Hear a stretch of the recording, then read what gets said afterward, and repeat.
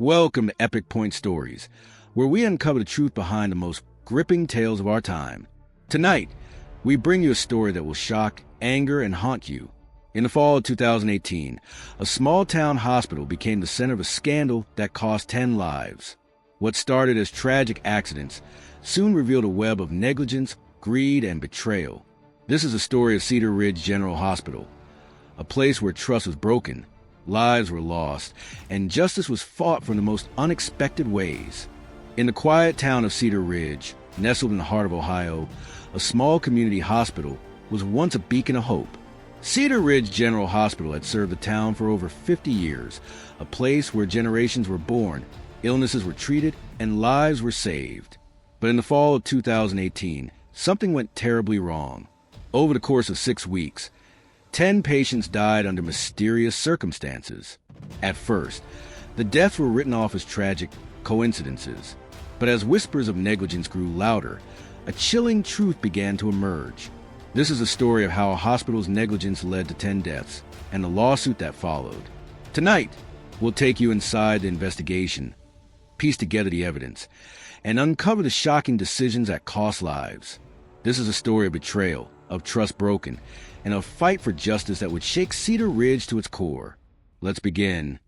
It was September 12, 2018, when 67-year-old Margaret Hayes checked into Cedar Ridge General for what should have been a routine gallbladder surgery. Margaret was a retired schoolteacher, beloved by her students and her community. She was active, healthy, and had no reason to believe this procedure would be anything but straightforward. Her surgeon, Dr. Lucas Bennett, was a respected figure at the hospital, with over 20 years of experience. He had performed hundreds of similar surgeries without incident. But this time, something went wrong. Margaret never woke up from the anesthesia.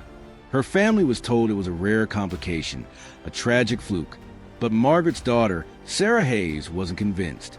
She remembered the nurse's hesitation, the way the staff avoided her questions.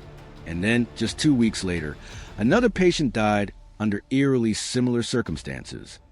Sarah Hayes wasn't the only one asking questions. Local reporter Daniel Carter had been tipped off by a hospital insider. The source claimed that the anesthesia machine used during Margaret's surgery had been malfunctioning for weeks. Daniel began digging. He filed public records requests, interviewed hospital staff, and uncovered a disturbing pattern. Over the next month, 3 more patients died during or immediately after routine procedures. All of them had been administered anesthesia. But the hospital administration was tight-lipped. They insisted the deaths were unrelated, blaming them on pre-existing conditions and unforeseen complications.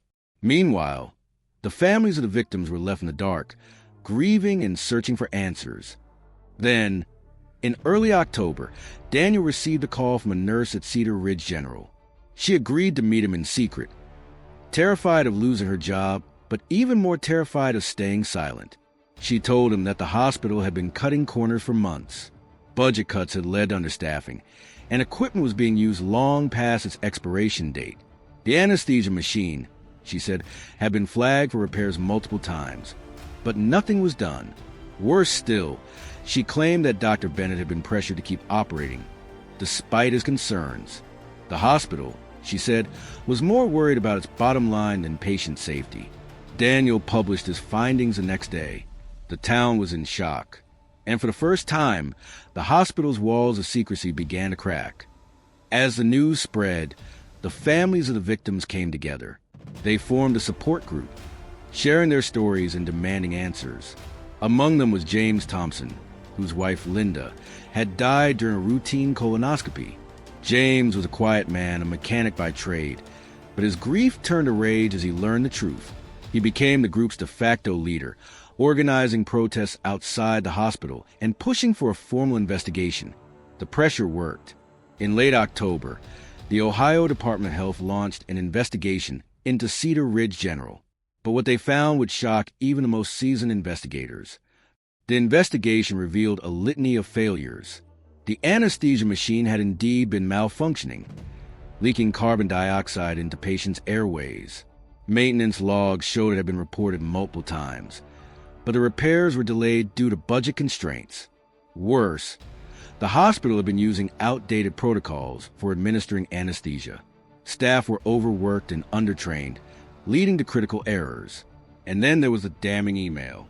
Sent by the hospital CFO to the CEO, it read, "We can't afford to replace the machine right now. Let's just hope nothing happens." That email would become the smoking gun in the lawsuit that followed. In November 2018, the families of the victims filed a class action lawsuit against Cedar Ridge General. The hospital denied any wrongdoing, but the evidence was overwhelming. The trial lasted 6 months, with emotional testimony from the families and damning evidence from the investigation. In the end, the jury found the hospital guilty of gross negligence. They awarded the families $50 million in damages, the largest medical malpractice settlement in Ohio history. But for the families, no amount of money could bring back their loved ones. And as they left the courtroom, they vowed to fight for change, to ensure that no one else would suffer as they had. The lawsuit was the final blow for Cedar Ridge General. Already struggling financially, the hospital was forced to declare bankruptcy. It closed its doors in March 2019, leaving the town without a medical facility. For the staff, it was a devastating loss. Many had dedicated their careers to the hospital, only to see it destroyed by greed and negligence. But for the families of the victims, it was a bittersweet victory. They had won their fight for justice, but the scars would never fully heal. In the years that followed, the story of Cedar Ridge General became a cautionary tale. New laws were passed to prevent similar tragedies, and hospitals across the country were forced to reevaluate their safety protocols. But for the families, the pain never went away. James Thompson became an advocate for patient safety, traveling the country to share his story. Sarah Hayes started a foundation in her mother's memory, providing scholarships for nursing students. They turned their grief into action, determined to make sure that no one else would suffer as they had. Today, the site of Cedar Ridge General is an empty lot, overgrown with weeds. But the memories of what happened there linger, a reminder of the cost of negligence and the power of perseverance. The 10 lives lost will never be forgotten, and their story serves as a warning that when profits prioritize over people, the consequences can be deadly. But the story doesn't end there. In 2021, a shocking revelation came to light. During a routine audit of the hospital's financial records, investigators discovered that the budget cuts that led to the negligence were not accidental. They were deliberate. The hospital CEO, Richard Grayson, had been embezzling funds for years, siphoning millions of dollars into offshore accounts. The budget cuts were a cover, a way to hide his theft. Grayson was arrested and charged with fraud, embezzlement, and 10 counts of involuntary manslaughter. He was sentenced to life in prison, but for the families, it was little consolation. The man who had caused so much pain would spend the rest of his life behind bars, but the damage he had done could never be undone. The trial of Richard Grayson was the final chapter in the story of Cedar Ridge General. It brought closure to some, but for others, the wounds remained raw. The 10 lives lost were a stark reminder of the cost of greed and the importance of accountability. And as the town of Cedar Ridge moved forward, they vowed to never forget. Today, the story of Cedar Ridge General serves as a call to action. It's a reminder that we must hold those in power accountable, that we must fight for transparency and justice. And it's a reminder that behind every statistic, every headline, there are real people. People like Margaret Hayes, Linda Thompson, and the 8 others who lost their lives. Their story is one of tragedy, but also of resilience. It's a story that reminds us of the power of community, of the importance of speaking out, and of the need to never stop fighting for what's right. Thank you for listening to A Hospital's Negligence Led to 10 Deaths, the lawsuit that followed. If you or someone you know has been affected by medical negligence, please reach out to the resources in the description below.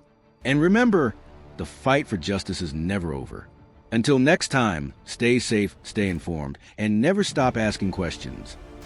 And so, the story of Cedar Ridge General Hospital comes to a close, a chilling reminder of the cost of negligence and the power of those who fight for justice. 10 lives were lost, but their legacy lives on in the changes they inspired. Thank you for joining us on Epic Point Stories. If this story moved you, please like, share, and subscribe for more gripping tales of truth and justice. Don't forget to hit the notification bell so you never miss an update. Until next time, stay curious, stay informed, and remember, the truth is always worth uncovering. This is Epic Point Stories, signing off.